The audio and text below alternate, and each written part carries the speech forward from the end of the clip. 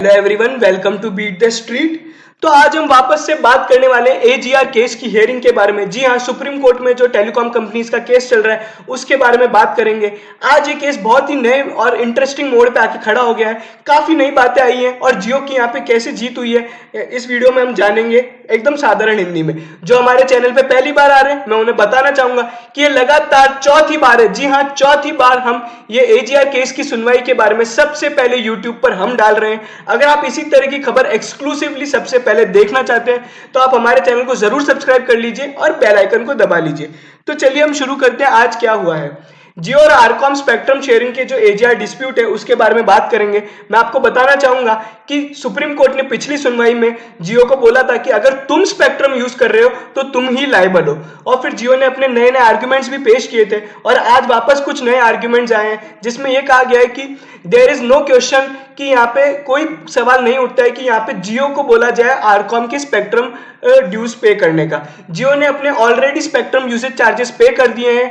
जियो यहाँ पे spectrum sharing guidelines को फॉलो कर रहा है जिसमें साफ साफ लिखा हुआ है कि आरकॉम ही लायबल है आरकॉम के ड्यूज का। फिर सुप्रीम कोर्ट ने पूछा कि अगर ये स्पेक्ट्रम यूसेज चार्जेस जो कि यूसेज बेसिस पे करने रहते हैं तो क्या तुमने जो जियो आरकॉम के स्पेक्ट्रम यूज किए आपने उसका भी एजीआर ड्यू भर दिया है क्या?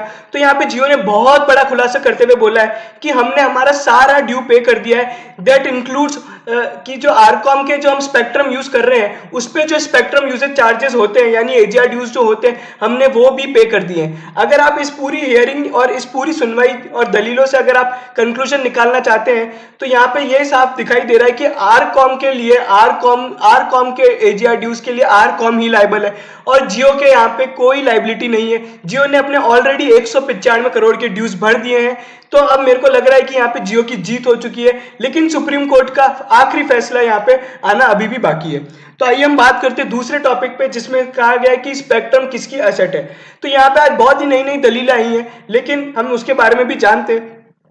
आरकॉम के सीओसी एसबीआई की तरफ से जो हरीश साल्वे थे लॉयर, उन्होंने बोला है कि यहाँ पे कॉन्फ्लिक्ट ऑफ व्यू है between SBI, ministry of corporate affairs and department of telecom. उन्होंने ये बोला है कि स्पेक्ट्रम शेयरिंग गाइडलाइंस के तहत यहाँ पे स्पेक्ट्रम किसी दूसरी कंपनी को ट्रांसफर किया जा सकता है आफ्टर सीकिंग डीओटी की परमिशन। और उसी के साथ उन्होंने बोला है कि स्पेक्ट्रम जो एक लाइसेंस है वो एक टेलीकॉम कंपनी की एसेट है। उसमें उन्होंने बोला है कि क्योंकि यहाँ पे डीओटी ने ही अलाउ किया था कि हम लोग बैंक से पैसा उठाएं स्पेक्ट्रम को गारंटी रख के।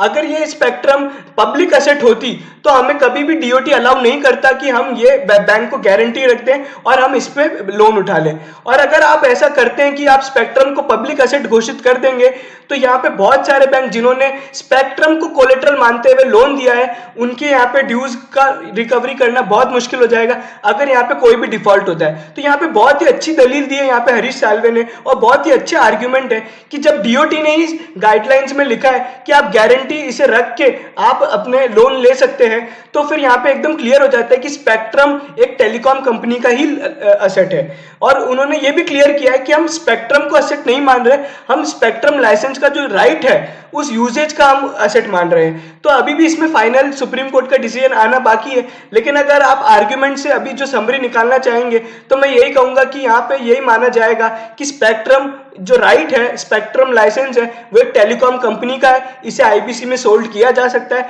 और आरकॉम इसे अपने जब आईबीसी में बेचेगा तो उससे ड्यू की रिकवरी करके एजीआर ड्यूज का पेमेंट करेगा। आइए हम बात करेंगे आखिरी यहाँ पे पॉइंट की जिसमें आज डिस्कशन हुआ कि एजीआर ड्यू ऑपरेशनल क्रेडिटर है या फाइनेंशियल क्रेडिटर। तो वापस हरीश साल्वे ने बोला कि एजीआर एक क्लेम है जो कि एक ऑपरेशनल यूजेज से निकलता है जो कि टेलीकॉम के ऑपरेशन से है। उसमें उन्होंने ये भी बोला है कि जो टैक्स ड्यूज है ये इससे कभी ज्यादा नहीं हो सकता क्योंकि टैक्स एक स्टैट्यूटरी ड्यू है, लेकिन एजीआर एक ऑपरेशनल ड्यू है, एक कॉन्ट्रैक्चुअल एग्रीमेंट है। और टैक्स ड्यूज की जो उपाधि है वो ऑपरेशनल क्रेडिटर की है यहाँ पे इसके अंदर आईबीसी के अंदर। लेकिन सुप्रीम कोर्ट ने वापस अपना एक ऑब्जर्वेशन दिया है, केवल ऑब्जर्वेशन है, फाइनल डिसीजन अभी भी नहीं आया है। उन्होंने बोला है कि हम एजीआर ड्यूज को ऑपरेशनल ड्यू नहीं मानते।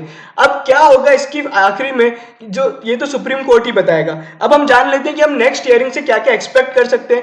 19 अगस्त को नेक्स्ट हियरिंग होगी जहां पे गवर्नमेंट ने भारती एयरटेल और वोडाफोन के लिए 20 साल का टाइमलाइन मांगा है, वहीं पे वोडाफोन और भारती एयरटेल ने 15 साल का टाइमलाइन मांगा है। लेकिन मैं आपको बताना चाहूंगा कि इस केस के फाइनल सुनवाई कल नहीं होगी, ये सुप्रीम कोर्ट ने ऑलरेडी क्लियर कर दिया है। कुछ चीजों पे जरूर डिसीजन देखने को मिल सकता है, जैसा कि इंसॉल्वेंट कंपनी जो कि आरकॉम और एयरसेल है, वो एजीआर ड्यूज कैसे चुकाएंगी, स्पेक्ट्रम सेल कैसे किया जाएगा, और जो स्पेक्ट्रम यूजेज और रेवेन्यू शेयरिंग गाइडलाइंस जो सुप्रीम कोर्ट बनाएगा, और एजीआर ड्यू जो कि आरकॉम और जियो के बीच में डिस्प्यूट चल रहा है उसके लिए कौन लाइबल है, और एजीआर ड्यूज ऑपरेशनल क्रेडिटर है या फाइनेंशियल क्रेडिटर, इस पे भी यहाँ पे सुप्रीम कोर्ट हो सकता है कल की सुनवाई में अपना एक डिसीजन जरूर सुनाएगा। अगर आपको ये वीडियो पसंद आया हो तो जरूर लाइक कीजिए, शेयर कीजिए, सब्सक्राइब कीजिए और हमारे बेल आइकन को जरूर दबा लीजिए। अगर आप हमारे टेलीग्राम चैनल से जुड़ना चाहते हैं तो उसका लिंक भी हमने डिस्क्रिप्शन में दिया है, जहां पे हम ये सारी अपडेट्स लाइव बेसिस पे शेयर करते हैं।